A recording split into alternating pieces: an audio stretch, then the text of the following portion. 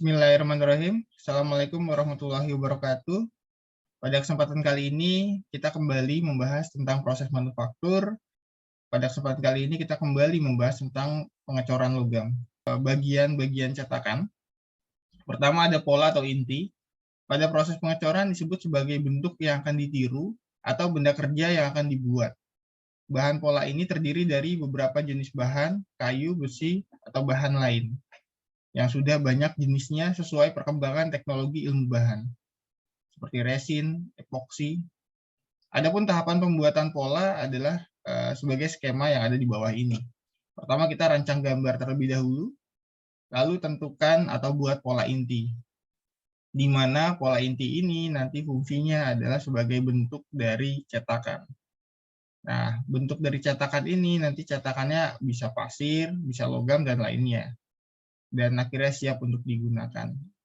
Nanti kita akan lihat bentuk-bentuk dari pola inti ini. Dan saya bilang tadi, ini adalah bentuk dari inti. Ini yang ingin kita bahas, di mana ini akan menjadi dasar dari cetakan pasir atau cetakan logam yang akan dibuat. Ini juga merupakan dari inti. Nanti pada akhirnya, benda atau produk yang dibuat akan bentuknya sama seperti inti yang kita buat seperti ini.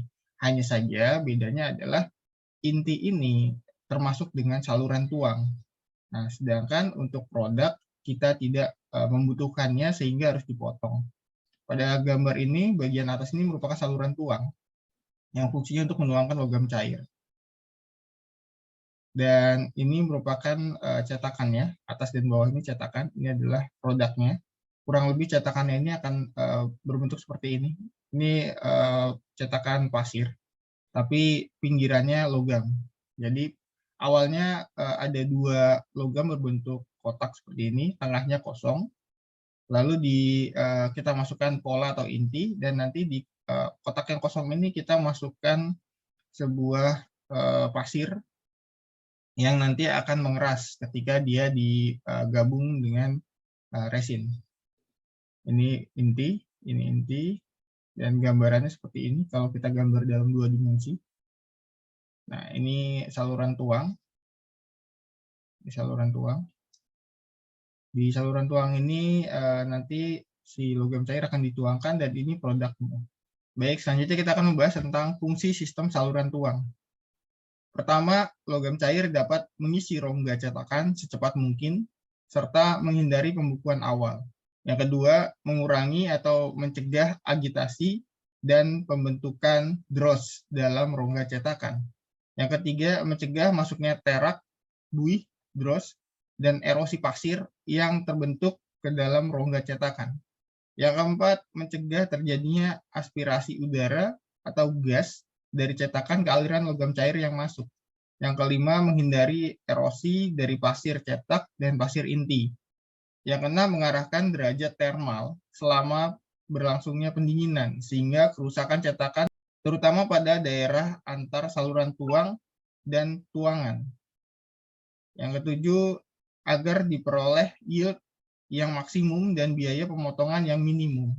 Yang kedelapan, memudahkan penuangan logam bila digunakan ladle dengan peralatan crane. Coba kita bahas lebih dalam dari 8 fungsi ini. Pertama, di sini ada logam cair yang kita tuangkan. Di sini apa yang diharapkan adalah tidak terjadinya pembekuan awal.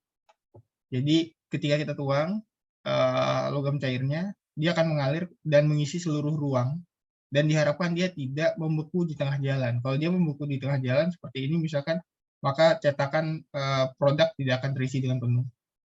Yang berikutnya, mencegah adanya agitasi. Ketika kita menuang air ke dalam sebuah gelas, itu biasanya akan terbentuk gelembung-gelembung udara, buih, dan ini sangat dihindari dalam proses pengecoran. Kalau logam cair dituang dan menghasilkan buih, maka buih itu akan terperangkap di sebuah produk. Logam cair akan menyimpan gelembung yang ketika dia membeku akan menjadi porositas atau penyebab terjadinya retakan awal nantinya. Dan yang dihindari juga ketika proses penuangan itu adalah adanya terak, buih, atau dross atau erosi pasir yang masuk ke dalam sini. Jadi di produk yang dihindari adalah jangan sampai pasir cetak ketika dituang, logam cairnya ikut terkikis dan masuk ke dalam produk.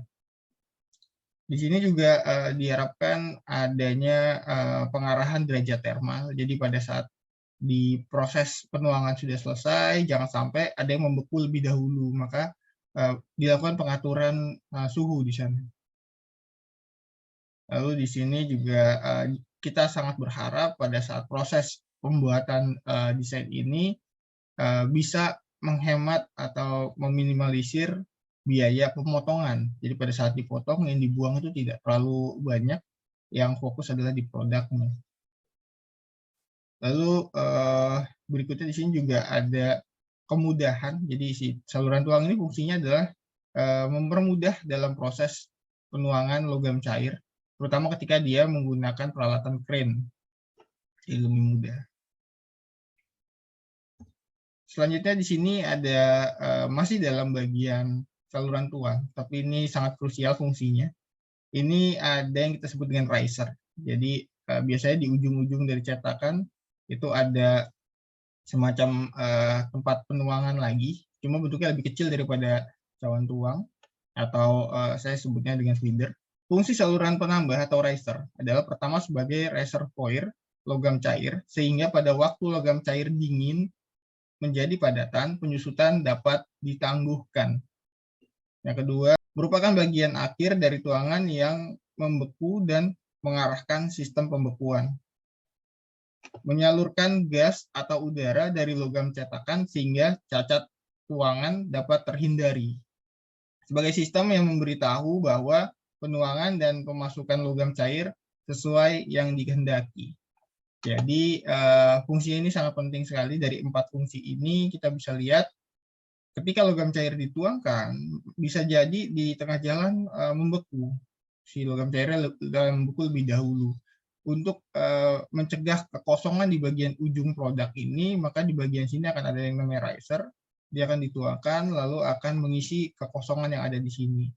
Ini juga menghindari terjadi penyusutan karena logam itu ketika dia panas memuai, ketika dia membeku biasanya dia akan menyusut, sehingga untuk menghindari penyusutan yang cukup besar dilakukanlah penuangan di lubang riser.